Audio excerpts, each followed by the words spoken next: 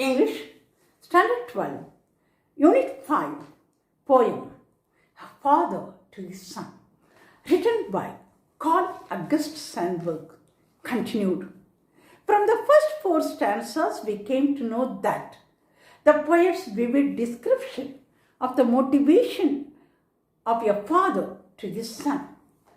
The father motivates his son to be like a hard rock, to be like a steel, and withstand life's challenges and sudden betrayals. Life is like a fertile soil. He can make his life fruitful if he is gentle. He should take life as it comes. He should take life as it comes.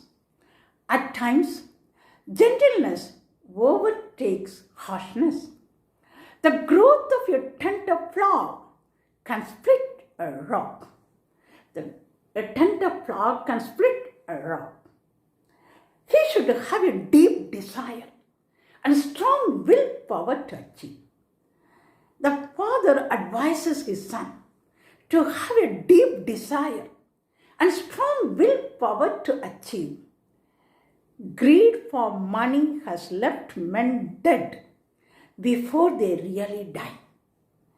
Good men also have fallen prey in quest for easy money, for dishonorable way of earning money. Here, he says that the money gained in dishonorable way has twisted good men into thwarted worms.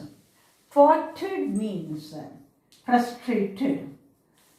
Thwarted, frustrated. Thwarted worms, frustrated. He says that the money gained in dishonorable way has twisted good men into thwarted worms. Let us read the rest of the poem and understand content, the concepts of the poem. Tell him time as a stuff can be wasted.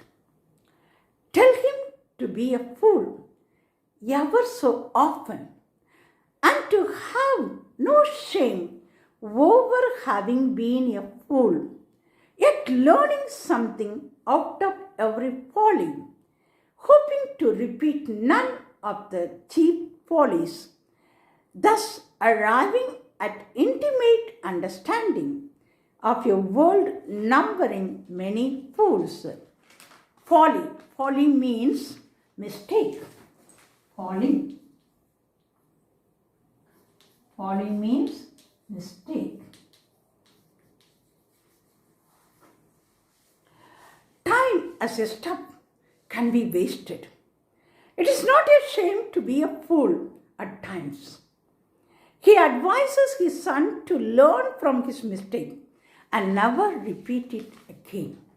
He advises his son to learn from his mistake and never repeat it again. Time for leisure is not a waste. When he seeks knowledge, he should never feel ashamed to be called a fool for not knowing.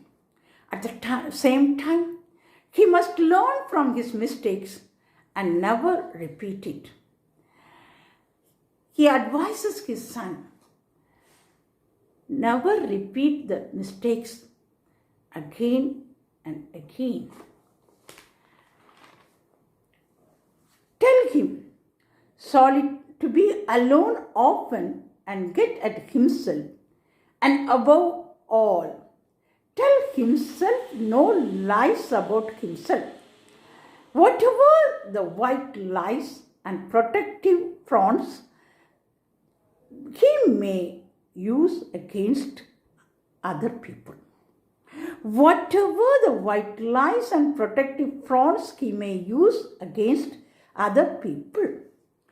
So he asks his son not to tell lies.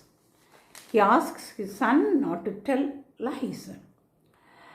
The poet advises or asks his son to introspect often and not to hesitate to accept his shortcomings.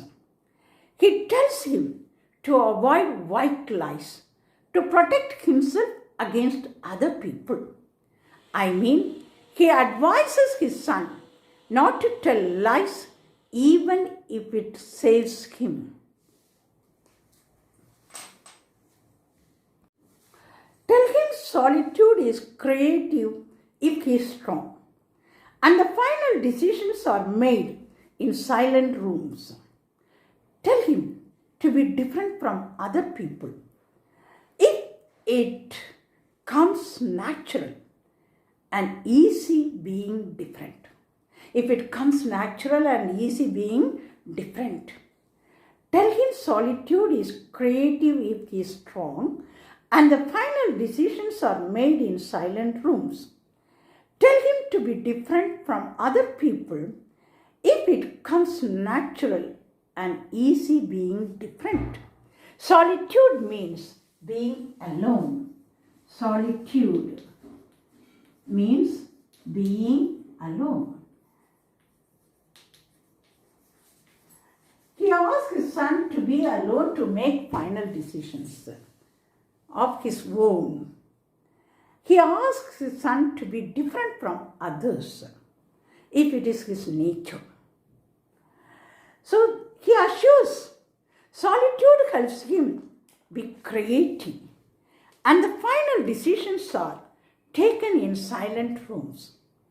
Instead of one being many, he wants his son to be different from others if it is his nature.